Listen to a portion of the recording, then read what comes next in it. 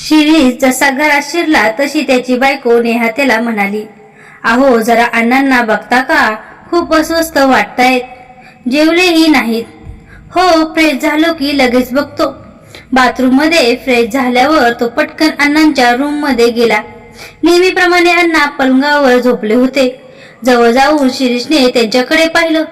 खरंच अस्वस्थ वाटत होते. त्यांचे खोल गेलेले डोळे, निस्तेज नजर, चेहऱ्यावरची उद्विग्नता पाहून त्याला अलगलून आलं. लक्षण काही ठीक दिसत नव्हतं. काय झालं अण्णा, काय होतंय, स्वतःलाच धीर देत त्यांनी विचारलं. अण्णांनी काही न बोलता उजवा हात आकाशाकडे नेला. त्यांच्या तोंडून अस्पष्ट शब्द बाहेर पडले, पण ते शिरीषला समजले नाहीत. त्यांच्या तोंडाजवळ कान नेत तो म्हणाला, काय म्हणालात कळलं नाही, परत एकदा सांगा. मला देवा कडे जायचंय. परत हात वर करून ते म्हणाले. शिरीषच्या डोळ्यात पाणी आलं, तरी स्वतःला सावरत तो म्हणाला, मी कोण तुम्हाला देवाकडे नेणारा, त्याला न्यायचं तेव्हा नेईल. आणि अजून तुम्हाला नातवंडाची लग्न बघायची आहेत. इतक्या लवकर कुठे निघालात देवाकडे. अण्णांनी जोरजोरात नकारार्थी मान हलवली. परत एकदा हात वर करून ते अस्पष्ट बडबडले, बरं बरं तुम्ही पडा, काही दुखतंय का तुमचं. त्यांनी नकारार्थी मान हलवली. मग हाताने त्याला जवळ बोलावलं. तो जवळ येताच त्यांनी त्याच्या डोक्यावरून पाठीवरून प्रेमाने हात फिरवला. का कुणास ठाऊक त्याचा जाण्याचा क्षण जवळ आलाय असं शिरीषला जाणवून गेलं. त्या विचाराने त्याला गहिवरून आलं. पण असं रडून चालणार नव्हतं. स्वतःचे डोळे पुसत त्याने त्यांना विचारलं, डॉक्टरला बोलू. त्यांनी नकारार्थी मान हलवल्यावर तो म्हणाला, बरं बरं, मी रोहनचं जेवण झालं की त्याला पाठवतो तुमच्या जवळ बसायला. अण्णांनी होकारार्थी मान हलवली. शिरीष बाहेर आला. काय झालं, काय होतंय त्यांना, नेहाने विचारलं. काही होत नाही त्यांना, आता जायचे वेध लागलेत. त्यांचंही बरोबर आहे, किती दिवस अशा स्थितीत राहणार आहेत. कधी ना कधी माणसाचा धीर खचणारच. उदास होत शिरीष म्हणाला. शिरीष योग्यच म्हणतोय हे नेहाच्या लक्षात आलं. गेली 7 वर्ष अण्णा पॅरालिस होऊन पडले होते. त्यांचं सगळं काही बेडवरच करावं लागायचं. नाही म्हणायला कधीतरी उठून ते चालायचा प्रयत्न करायचे, पण ते तेवढंच. खरं तर शिरीषची आई वारली तेव्हाच ते खचले होते. पण 3 मुलांच्या साह्याने आपलं जीवन निर्धोकपणे चालू राहील असं त्यांना वाटलं. सुरुवातीचं 1 वर्ष बरं गेलं. एकत्र कुटुंबात शिरीषचे दोन्ही भाऊ निर्मल आणि गुणवंत त्यांच्या दोघांच्या बायका नोकरीला जात. नेहा एकटी घरी असायची. अण्णांची मेडिकल एजन्सी शिरीषने स्वबळावर भराटीला आणली होती. नवऱ्याचं चांगलं उत्पन्न असल्यामुळे नेहाला उच्च शिक्षित असूनही नोकरी करायची गरज नव्हती. पण ती घरी असते म्हणून तिने मोलकरणीसारखी घरातली सर्व कामं केलीच पाहिजेत असा शिरीषच्या दोन्ही वहिन्यांचा समज झाला होता. घरात कटकटी वाढल्या आणि भांडणं होऊ लागली. तसं निर्मल आणि गुणवंत यांनी शिरीषला वेगळं निघायला सांगितलं. नेहा ही या रोजच्या कटकटींना कंटाळली होती. शिरीषची इच्छा नसताना त्याला वेगळं व्हावं लागलं. अण्णा मात्र आपल्या दोन्ही मोठ्या मुलांसोबतच राहिले. शेवटी ते त्यांना बांधलेलं घर होतं. त्यांचे ते मालक होते. पण नंतरच्या 6 महिन्यात दोन्ही मुलं आणि सुनांनी या मालकाचं जीवन आश्रितासारखं करून टाकलं. नेहा आणि शिरीष असताना त्यांची खूप काळजी घेतली जायची. वेळच्या वेळी जेवण, औषधं असायची. त्यामुळे अण्णा ठणठणीत होते. नेहा आणि शिरीष वेगळं निघाल्यापासून त्यांची फार आंबट होऊ लागली. जेवणाचं तर सोडा, संपलेली औषधं सुद्धा कुणी त्यांना लवकर आणून देत नव्हतं. त्याचा परिणाम व्हायचा तोच झाला. त्यांना पॅरालिसचा अटॅक आला. आता तर निर्मल गुणवंताची चांगलीच पंचायत झाली. अण्णाकडे लक्ष देण्यासाठी कुणाला तरी नोकरी सोडायची गरज होती. पण कुणीही तोडजोड करायला तयार होईना. सुट्ट्या तरी घेऊन किती घेणार. घरात परत एकदा भांडणं होऊ लागली. अण्णा त्यांच्याच घरात सर्वांना नकोसे झाले.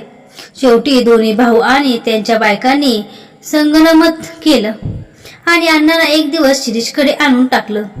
शिरीष आणि नेहाला अगोदरच निर्मल आणि गुणवंत यांनी अण्णाच्या चालवलेल्या हेळसांडीबद्दल वाईट वाटत होतं. दोघांनीही आनंदाने अण्णाची जबाबदारी स्वीकारली. एजन्सी जाण्या अगोदर शिरीष त्यांची अंघोळ वगैरे सगळं आपटपून जायचा. नेहा त्यांना जेवण घालणं, त्यांना औषध देणं, त्यांच्या हातापायाला मालिश करणं वगैरे आनंदाने करायची. शिरीषचं आपल्या वडिलांवर अतिशय प्रेम होतं. त्यांच्यामुळेच आपल्याला चांगले दिवस आले त्यावर त्याची श्रद्धा होती. त्यामुळे तो अण्णांची काळजीने सेवा करायचा. अतिशय कामात असताना देखील दिवसातून एकदा तरी तो अण्णांची चौकशी करायचा. त्यांच्याशी जमेल तसं बोलायचा. रात्री जेवण झालं की अण्णांना उचलून तो गाडीत बसवायचा आणि पूर्ण शहरातून फिरवून आणायचा. तो आणि नेहा करत असलेल्या सेवेमुळे अण्णांच्या तब्येतीत बरीच सुधारणा झाली होती. पण सुदैवाने एक दिवस अण्णांचा जिवलग मित्र वारल्याची बातमी अण्णांनी पेपरमध्ये वाचली. मित्राच्या निधनाचा जबरदस्त धक्का अण्णांना बसला. त्या दिवसापासून त्यांची जगण्याची इच्छा कमी कमी होत गेली. त्याचबरोबर त्यांची तब्येतही खालावू लागली. आता तर ते पलंगावरच दिवस काढत होते. झोपण्याची वेळ आली तसा शिरीष आपला मुलगा रोहनला म्हणाला, आज तू राहू दे, मी झोपतो अण्णांसोबत. रात्री काही झालं तर अण्णा तुला सांगणार नाहीत. मग अण्णांच्या खोलीत जाऊन तो त्यांना म्हणाला, अण्णा आज मी झोपतोय तुमच्यासोबत. रात्री काही वाटलं तर उठवा बरं का मला. अण्णांनी मान डोलावली. रात्री 2-3 वेळा उठून शिरीषने अण्णांकडे बघितलं, पण ते शांत झोपलेले होते. त्यांचा श्वासही नियमित सुरू होता. सकाळी तो उठला तेव्हा अण्णा जागे होते. आज रविवार असल्यामुळे मुलं आणि नेहा अद्याप झोपलेली होती. शिरीषने अण्णांकडे बघितलं. ते फ्रेश वाटत होते. कसं वाटतंय त्याने विचारलं. त्यांनी हाताने ठीक असल्याचं सांगितलं. मग पाणी हवं असल्याचा इशारा केला. शिरीषने पाणी आणून त्यांना पाजलं. अण्णा मी येतो अंघोळ करून, मग तुमचा चहा झाला की तुम्हाला अंघोळ घालेल. अण्णांनी मान डोलावली. शिरीष रूमच्या बाहेर आला तर नेहा उठलेली दिसली. शिरीषने अण्णांना बरं वाटतंय असं सांगितल्यावर तिला हायसं वाटलं. शिरीष अंघोळ करून बाथरूमच्या बाहेर आला तशी नेहा त्याला म्हणाली, अहो अण्णा परत झोपले वाटतं. मगाशी मी आवाज दिला तर त्यांनी काहीच प्रतिक्रिया दिली नाही. शिरीषला शंका आली. एकदा उठल्यावर अण्णा कधी परत झोपायचे नाही. त्यांच्या रूममध्ये जाऊन त्याने त्यांना हाक मारली. त्यांनी डोळे उघडले नाहीत. शिरीषने त्यांच्या नाकाजवळ हात धरला. काहीही जाणवलं नाही. त्याने घाबरून नेहाकडे पाहिलं आणि म्हणाला, डॉक्टरांना पटकन फोन लावा. अण्णा. पुढे त्याला काही बोलता येईना. डॉक्टर आले. अण्णा गेल्याचं निदान करून गेले. शिरीष त्यांच्या पार्थवाला कवटाळून हमसून रडू लागला. घरात शेजाऱ्या पाजाऱ्यांची गर्दी जमली. तसा शिरीष भानावर आला. त्याने बाहेर येऊन मोठ्या भावाला निर्मलला फोन लावला. दादा अण्णा गेले. काय असे कसे गेले? मागच्या आठवड्यात तर चांगले होते. तू त्यांची व्यवस्थित काळजी घेत होतास ना? सकाळपर्यंत चांगले होते. अचानक काय झालं माहित नाही. बरं तू लवकर ये, मग सांगेन तुला सविस्तर. अरे बापरे शिरीष, आम्हाला आज ट्रिपला जायचं होतं रे. आता निघणारच होतो. आता कॅन्सल करावं लागणार. तेवढ्या शोभा वहिनीने फोन घेतला. शिरीष भाऊजी, अण्णांना बरं वाटत नव्हतं तर आम्हाला रात्रीच कळवायचं ना. आता आम्ही ट्रिपला जाण्यासाठी गाडी बोलावून ठेवली. तिचे पैसे आता कोण देणार? शिरीषला संताप आला, पण तो शांत राहिला. वाद घालायची ही वेळ नव्हती. त्याने फोन बंद करून मधला भाऊ गुंतवंतला फोन लावला. अण्णांची बातमी सांगितली. अरे बापरे, मी आता जालन्यात आहे. मला यायला उशीर लागेल, पण तू रात्रीचं मला का कळवलं नाहीस? अरे असं होईल याची मला पुसटशीही कल्पना नव्हती. तू लवकर ये, मग मी तुला सगळं सांगतो. मी निघतोय आता इथून. अण्णांना स्मशानात न्यायची तयारी झाली की मला कळव. शिरीषला गुणवंताच्या निर्लज्ज आणि कोडगेपणाची चीड आली, पण बोलण्यात अर्थ नव्हता. आपल्या भावांना तो चांगलाच ओळखत होता. निर्मल लवकर आला खरा, पण त्याने कोणत्याही कामाला हात लावलं नाही. पाठीमागे हात बांधून तो शिरीषची होणारी धावपळ बघत राहिला. अण्णांना न्यायची वेळ झाली तरी गुणवंतचा पत्ता नव्हता. शेवटी शिरीषने त्याला फोन लावला तेव्हा तो म्हणाला, अरे मी 2 तासापूर्वीच आलो. तुझ्याच फोनची वाट बघत होतो. झाली तयारी? बरं आलोच. सगळेजण त्याची वाट पाहत बसले. अर्ध्या तासाने एखाद्या पारक्या माणसासारखा तो गवला. 13व्यापर्यंतचे सगळे विधी आटोपले. आतापर्यंत शिरीषच्या दोन्ही भावांनी 1 रुपया सुद्धा खर्च केला नव्हता. 13व्याच्या जेवणाचा मोठा खर्चही शिरीषने सहन केला. 14व्या दिवशी सगळे बसले असताना निर्मलने विषय काढला. अरे शिरीष, अण्णांनी काही मृत्यूपत्र करून ठेवलं होतं का? नाही म्हणजे आता अण्णा गेले, त्यांच्या संपत्तीचे वाटेहिस्से नको का व्हायला? दादा, मला तरी मृत्यूपत्राबद्दल काही माहित नाही. आणि असंही तुम्ही राहता तो बंगला, हा फ्लॅट आणि आपली एजन्सी या व्यतिरिक्त दुसरं काही असेल असं मला वाटत नाही. असं कसं म्हणता भाऊजी? त्यांची काही फिक्स्ड डिपॉझिट असतील तर, किंवा एखादा प्लॉट वगैरे असेल तर आपल्याला माहित नको? शोभावही मध्येच बोलली. हो शिरीष, गुणवंत म्हणाला. मरण्यापूर्वी त्यांनी तुला काही सांगितलं असेल तर आम्हाला स्पष्ट सांग, किंवा त्याचा एखादा वकील असेल तर त्याला फोन करून बोलावून घे. रणदिवे नावाचे वकील अण्णांचे मित्र होते. ते बऱ्याचदा घरी यायचे. अण्णांच्या अंत्यविधीलाही ते हजर होते. त्यांना विचारायला हवं, शिरीष आठवून म्हणाला. अरे मग वाट कसली बघतोस? लाव त्यांना फोन ताबडतोब. दोघेही भाऊ एकदमच ओरडले. शिरीषने डायरीतून वकिलांचा फोन नंबर शोधून त्यांना फोन लावला. त्यांच्याशी बोलून फोन ठेवत तो म्हणाला, ते आपल्याकडेच यायला निघाले. त्यांच्याकडे मृत्यूपत्र आहे. दोन्ही भाऊ आणि त्यांच्या बायकांचे चेहरे प्रफुल्लित झाले. वकील साहेब आले. सगळी मंडळी उत्सुकतेने त्यांच्या भोवती जमा झाली. मृत्यूपत्रात खास काही सांगण्यासारखं नाही. वकील साहेबांनी मृत्यूपत्र काढून सांगायला सुरुवात केली. निर्मल आणि गुणवंत ज्या बंगल्यात राहतात तो बंगला त्यांच्याच नावे करण्यात आलाय. पुढे मागे निर्मल आणि गुणवंत यांचं पटलं नाही तर तो बंगला विकून आलेली रक्कम दोघांनी वाटून घ्यायची आहे. सध्या या बंगल्याची किंमत 1 कोटी रुपये आहे. शिरीष ज्या फ्लॅटमध्ये राहतोय म्हणजेच फ्लॅट अण्णांनी शिरीषच्याच नावे केलाय. सध्याच्या घडीला या फ्लॅटची किंमत 35 लाख आहे. तसंच मेडिकल एजन्सीच्या जागेत आहे, तिची बाजारभावाने किंमत 25 लाख आहे. ती सुद्धा शिरीषच्या नावे करण्यात आली आहे. याचा अर्थ शिरीषला अण्णांनी 10 लाख जास्त दिले आहेत. निर्मल अस्वस्थ होऊन रागाने म्हणाला.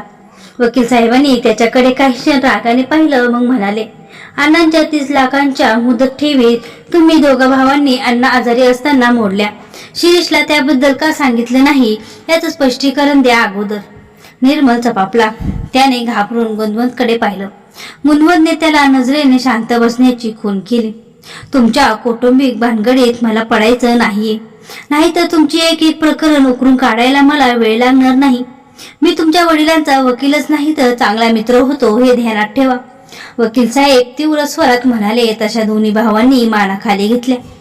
बस एवढंच होतं मृत्यूपत्र? वकील साहेबांनी ते शिरीषच्या हातात दिलं. पण वकील साहेब, अजून काही प्रॉपर्टी नव्हती का अण्णांकडे? गुणवंतने विचारलं. ते मला कसं माहीत असणार?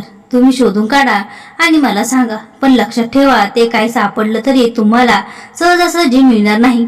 कदाचित कोर्टाची पायरीही चढावी लागेल.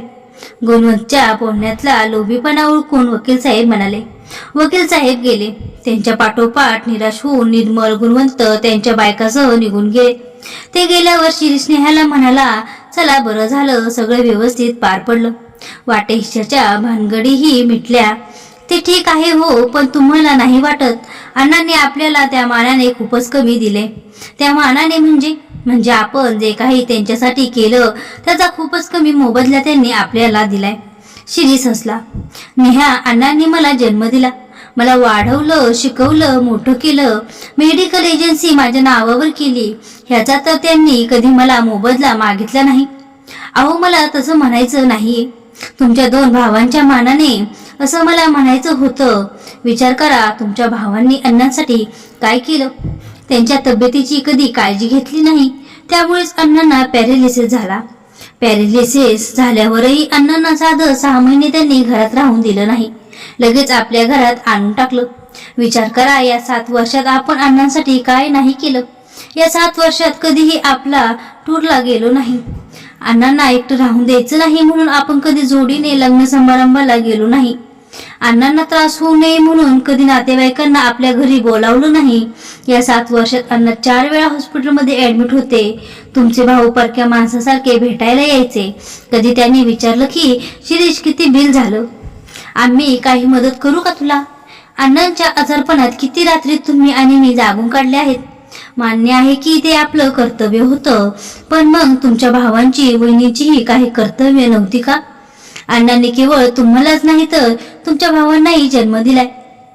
त्यांनीही शिकवलंय, मोठं केलंय, मग त्यांची काही जबाबदारी नाही का? तुम्ही पाहिलंच असेल की अण्णा वारले, पण अंत्यविधीपासून 13व्यापर्यंतचा सगळं खर्च आपल्यालाच करावा लागला. इस्टेटीत वाटा हवा, पण बापाला मरेपर्यंत आणि मेल्यानंतरही लागलेल्या खर्चात वाटा नको, ही कोणती पद्धत?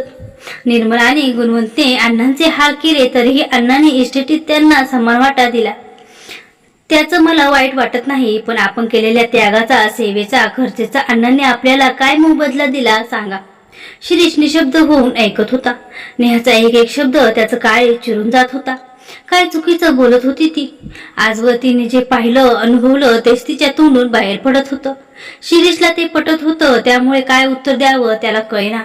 काहीतरी बोलावं म्हणून तो म्हणाला, तुझं म्हणणं बरोबर आहे ग, पण आपल्याला इस्टेटीत नेण्यासारखं अण्णांकडे असायला हवं ना. जे होतं ते त्यांनी वाटून दिलं. कदाचित निर्मल दादा, गुणवंत दादा आणि त्यांच्या बायका खूप कमी पगारावर नोकरी करतात, हाही मुद्दा अण्णांनी लक्षात घेतला असावा. नेहा क्षणभर काहीच बोलली नाही, मग उसासा टाकून म्हणाली, तसं असू शकतं, पण मन काही मानत नाही हेच खरं. रात्री बराच वेळापर्यंत शिरीषला झोप लागली नाही. नेहाचे शब्द आठवून तो वारंवार बेचैन होत होता. दुसऱ्या दिवशी तो ऑफिसला गेला खरा, पण जेव्हा जेव्हा कामातून फुरसत व्हायची तेव्हा तेव्हा नेहाचं बोलणं त्याला आठवायचं आणि तो भूतकाळात जायचा.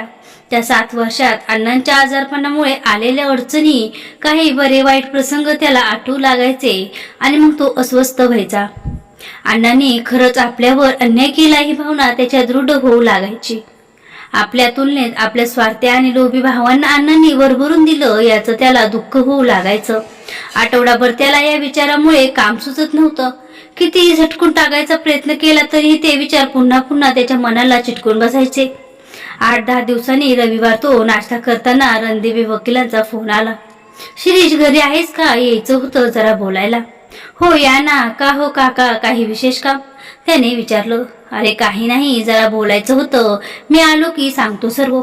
या मी घरीच आहे. शिरीषच्या पोटात खड्डा पडला. निर्मल आणि गुणवंतने वकिलांना भेटून काही गडबड तर केली नसेल ना? दोघांच्या बायका चांगल्याच कारस्थानी आहेत हे त्याला माहीत होतं. अर्ध्या तासातच वकील साहेब घरी आले. शिरीषने नेहाला त्यांच्यासाठी चहा ठेवायला सांगितला. काका, निर्मल आणि गुणवंत दादालाही बोलावून घेऊ का? त्याने वकिलांना विचारलं. नाही, हे फक्त तुझ्यासाठी आहे. त्यांनी बॅगेतून फाईल काढून ती उघडली. शिरीषचं हृदय धडधडू लागलं. तुला माहीतच असेल की अण्णांना शेअर मार्केटचा फार नाद होता आणि ते नेहमी शेअर्सची उलाढाल करत असत. हो, पण एकदा शेअर बाजार कोसळला होता तेव्हा त्यांचं खूप नुकसान झालं होतं. आईला हे कळल्यावर तिचं अण्णांशी जोरदार भांडण झालं होतं. त्या दिवसापासून अण्णांनी शेअर बाजारचा नाद सोडला होता. वकील साहेब हसले. नाही, त्यांनी ट्रेडिंग बंद केलं, पण इन्व्हेस्टमेंट म्हणून शेअर्स विकत घेणं बंद केलं नाही. अच्छा, पण या सगळ्याचा आता काय संबंध? तुला कल्पना नसेल, पण अण्णांनी जवळपास 25 लाखांचे शेअर्स घेतले होते. त्याचा शेअर ब्रोकर माझा पुतणाच असल्याने मला ही गोष्ट कळली. 3 महिन्यांपूर्वी अण्णांना भेटायला मी तुमच्या घरी आलो होतो. तू घरी नव्हतास आणि नेहा तुझ्या मुलीचा अभ्यास घेत होती. मी अण्णांना या शेअर्सबद्दल सांगितलं आणि त्यांची विल्हेवाट कशी लावायची ते विचारलं. तेव्हा अण्णांनी ते शेअर्स एका व्यक्तीच्या नावावर ट्रान्सफर करायला सांगितले. मात्र त्यांनी अट टाकली की ही गोष्ट तुझ्या दोन्ही भावांना दाखवू नये आणि त्यांच्या मृत्यूनंतर 21 दिवसांनी त्याबद्दल फक्त तुला सांगावं. तुझे भाऊ स्वार्थी आणि हलकट आहेत. त्यांना हे शेअर्स बद्दल कळलं तर ते त्यात हिस्सा तर मागतीलच, नाही दिला तर कोर्ट कचेऱ्याही करायला कमी करणार नाहीत अशी त्यांना भीती वाटत होती. पण ती व्यक्ती आहे तरी कोण जिच्या नावावर शेअर्स ट्रान्सफर करायला सांगितले? नेहाने चहाचा कप त्यांच्यासमोर ठेवत विचारलं. वकील साहेब क्षणभर शांत बसले, मग आनंदाने ओरडून म्हणाले, अण्णांनी ते सगळे शेअर्स शिरीषच्या नावे केले आहेत. काय, माझ्या नावावर? आश्चर्याचा धक्का बसून शिरीषने विचारलं. हो, पण शिरीष, आनंदाची बातमी पुढेच आहे. या सर्व शेअर्सची आजची मार्केट व्हॅल्यू आम्ही काढली ती जवळजवळ 2.5 कोटीच्या आसपास आहे. ओ माय गॉड, 2.5 कोटी! शिरीषचे डोळे विस्फरले. नेहाही आवाजून वकिलांकडे पाहत राहिले. आता हे तू ठरव की हे शेअर्स विकून टाकायचे की राहून द्यायचे, वकील शिरीषला म्हणाले आणि त्यांनी फाईलमधून शेअर्स सर्टिफिकेट काढून त्यांच्या हातात दिले. ते ठीक आहे काका, पण या शेअर्समुळे काही लीगल प्रॉब्लेम तर येणार नाही ना? अण्णांच्या या निर्णयाला माझ्या भावाने कोर्टात आव्हान दिलं तर? शिरीषने काळजीने विचारलं.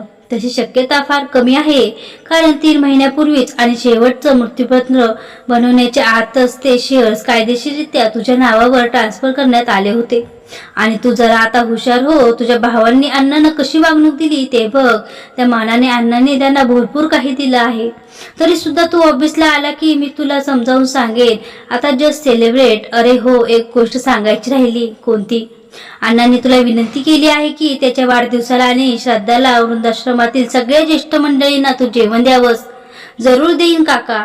वकील साहेब निघाले. त्यांनी निरोप देऊन घरात येता येता शिरीषची नजर अण्णांच्या फोटोवर गेली आणि त्याला गलबलून आलं. भरल्या डोळ्यांनी तो नेहाला म्हणाला, तू म्हणत होतीस ना आपल्या सेवेचा अण्णांनी काय मोबदला दिला म्हणून. बघ, त्यांनी असा मोबदला दिलाय की आयुष्यभर आपल्याला कसलीच कमतरता भासणार नाही. दीपक तांबोळे यांनी ही कथा लिहिली आहे. मित्रांनो, तुम्हाला कथा कशी वाटली कमेंट करून नक्की सांगा. आवडली असेल तर लाईक, शेअर आणि सबस्क्राईब करायला विसरू नका.